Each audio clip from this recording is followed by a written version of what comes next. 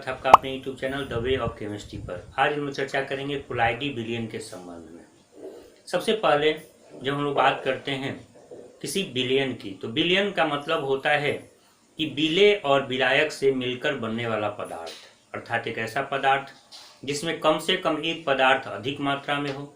जो पदार्थ अधिक मात्रा में होता है उसको हम लोग विलायक, और जो पदार्थ कम मात्रा में होता है उसको विलेय कहते हैं। विलायक को हम लोग सॉल्वेंट कहते हैं, विलेय को हम लोग सॉल्यूट कहते हैं, और विलयन को सॉल्यूशन के नाम से भी जानते हैं। तो ये तो बात हो गई सामान्यतः विलयन के बारे में। आज हम लोग चर्चा कर रहे हैं विलयन के ही एक स्वरूप कोलाइडी विलयन के संबंध में। सबसे पहले पदार्थ को विलयन के रूप में दो अन्य भागों में भी बांटा जाता है। एक को हम लोग कहते हैं क्रिस्टलॉइड और दूसरे को कहते हैं कोलोइड। ध्यान देंगे, कोलाइडी विलयन से आप क्या समझते हैं, what do you mean by colloidal solution, से हमारा क्वेश्चन है। सबसे पहले क्रिस्टलॉइड्स एंड कोलोइड्स। जब सॉल्यूशन की बात करते हैं तो कुछ ऐसे सॉल्यूशन होते हैं जिनसे हम लोग क्रिस्टल प्राप्त कर सकते हैं, यानी एक रवेदार ठोस प्राप्त कर सकते हैं, उनको हम लोग कहते हैं क्रिस्टलॉइड्स।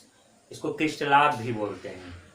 एक दूसरा होता है कोलाइड, यानी जिसके हम लोग क्रिस्टल आसानी से नहीं प्राप्त कर सकते हैं, इसके क्रिस्टल नहीं बना सकते हैं या आसानी से नहीं बना सकते हैं, उसको बोलते हैं कोलोइड। तो एक ऐसा विलयन जिससे हम लोग क्रिस्टल बना सके, क्रिस्टलॉइड, जैसे चीनी, जैसे नमक, इनका क्रिस्टल हम लोग बना सकते हैं। लेकिन जिसका क्रिस्टल नहीं बना सकते आसानी से, उनको हम लोग कहते हैं कोलोइड, जैसे जिलेटिन, जैसे गोंद, इनका हम लोग क्रिस्टल आसानी से नहीं बना सकते। अब आते हैं हम लोग कोलाइडी विलयन के बारे में। वैसा विलयन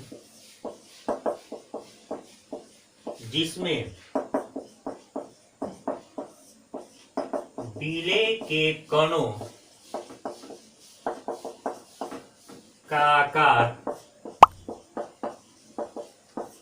10⁻⁵ सेंटीमीटर से 10⁻⁷ सेंटीमीटर के बीच हो, उसे कोलाइडी विलयन कहते हैं।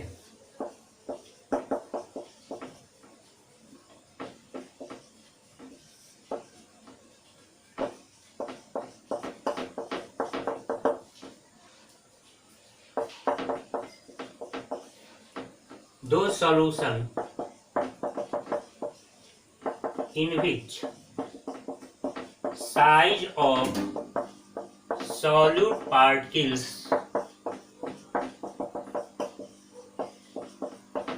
are within the range of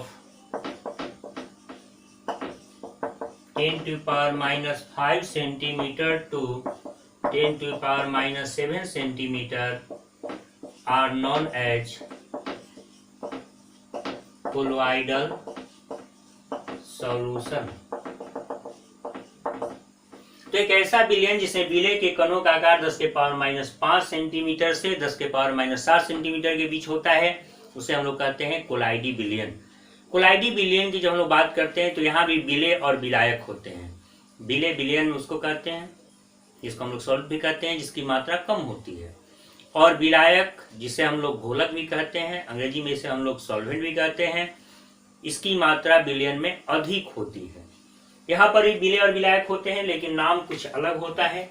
एक कोलाइडी विलयन दो भागों में बांटे जाते हैं विलेय और विलायक के रूप में।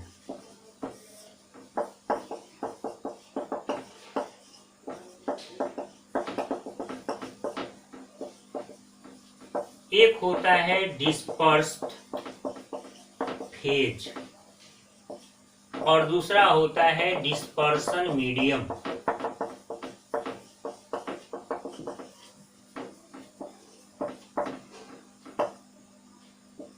परिक्षेपित अवस्था,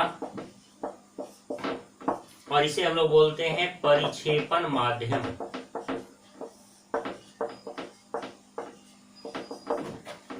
अर्थात कोलाइडी विलयन के लिए जो विलेय होता है उसको हम लोग बोलते हैं परिक्षेपित अवस्था अर्थात डिस्पर्स फेज, और इसमें जो विलायक होता है अर्थात जो सॉल्वेंट होता है उसको बोलते हैं डिस्पर्सन मीडियम अर्थात परिक्षेपण माध्यम। तो कोलाइडी विलयन में जो विलायक होंगे जिनकी मात्रा ज्यादा होगी उनको कहेंगे डिस्पर्सन मीडियम परिक्षेपण माध्यम, और जिसकी मात्रा कम होगी अर्थात जो विलेय होंगे उसे कहेंगे डिस्पर्स फेज यानी परिक्षेपित अवस्था। यह कोलाइडी विलयन दो भागों में बांटा जाता है, लायोफिलिक कोलाइड और लायोफोबिक कोलाइड। कोलाइडी विलयन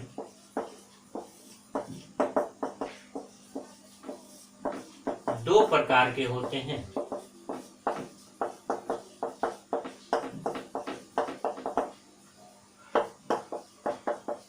कोलोइडल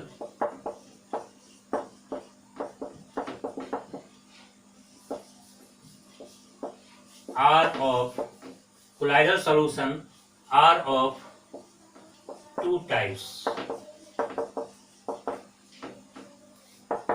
पहला है द्रव स्नेही या लायोफिलिक,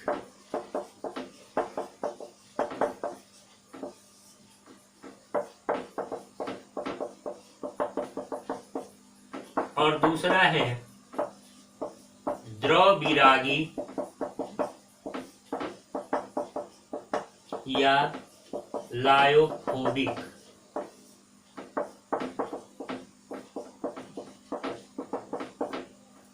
तो कोलाइडी विलयन दो प्रकार के होते हैं, द्रव स्नेही या लायोफिलिक तथा द्रव विरागी या लायोफोबिक। तो कोलाइडी विलयन का पहला प्रकार है लायोफिलिक, जिसे हम लोग द्रव स्नेही भी कहते हैं। लायोफिलिक कोलाइडी विलयन, लायोफिलिक कोलाइडी विलयन, लायोफिलिक कोलाइडल सॉल्यूशन किसे कहते हैं? लायोफिलिक कोलाइडी विलयन वे विलयन है जिनके परिक्षेपित अवस्था के कण बड़े होते हैं तथा ये आसानी से उपयुक्त विलायक मिलाने पर कोलाइडी विलयन का निर्माण करते हैं। ये अस्थायी तथा उत्क्रमणीय होते हैं। इनके श्लेष अर्थात जेल आसानी से बनाए जा सकते हैं। ये रक्षक कोलाइड की तरह कार्य करते हैं।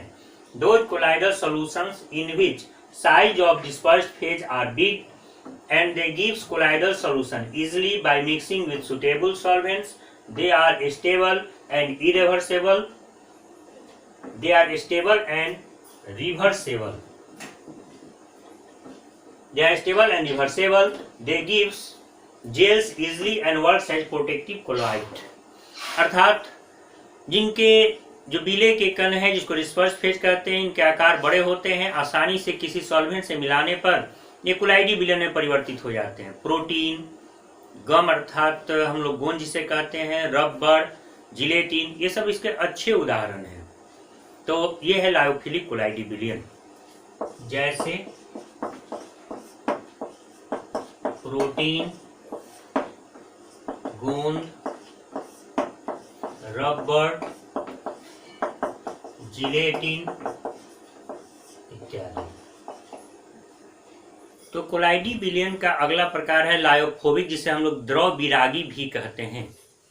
लायोफोबिक कोलाइडी विलयन, लायोफोबिक कोलाइडल सॉल्यूशन। लायोफोबिक कोलाइडी विलयन वे कोलाइडी विलयन हैं जिनके परिक्षेपित अवस्था के कण काफी छोटे होते हैं और इन्हें आसानी से कोलाइडी विलयन में नहीं परिणत किया जा सकता है।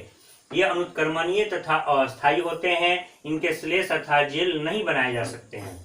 Those colloidal solutions in which dispersed phase are small in size and they are not easily gives colloidal solutions. They are irreversible and unstable. They do not gives gels and they do not gives gels. उदाहरण के तौर पे arsenic sulphide, ferric hydroxide, colloidal gold, colloidal antimony, ये सब इसी के अंतर्गत आते हैं। तो लायोफिलिक और लायोफोबिक में एक और प्रमुख अंतर क्या है? तो लायोफिलिक अस्थायी होते हैं, इनके प्रोटेक्टिव कोलाइड बना सकते हैं यानी रक्षक कोलाइड बना सकते हैं, लेकिन स्कंदन यानी कोआगुलेशन यानी जमने की क्षमता जो होती है वो लायोफोबिक में बहुत ज़्यादा होती है। ये रक्षक कोलाइड की तरह कार्य नहीं करते, ये अस्थायी होते हैं। साथ ही इसका जो स्कंदन होता है अनुत्क्रमणीय होता है, अर्थात एक ही दिशा में होता है। जब कोई प्रोसेस एक ही दिशा में होता है तो उसको अनुत्क्रमणीय अर्थात इरिवर्सेबल, जब प्रोसेस दोनों डायरेक्शन में दोनों दिशा में होते हैं तो उसको रिवर्सेबल या उत्क्रमणीय हम लोग कहते हैं। यदि वीडियो पसंद आया है तो इसे लाइक करें, इसे ज़्यादा से ज़्यादा शेयर करें और चैनल को आपने अभी तक सब्सक्राइब नहीं किया है तो इसे सब्सक्राइब करें। धन्यवाद।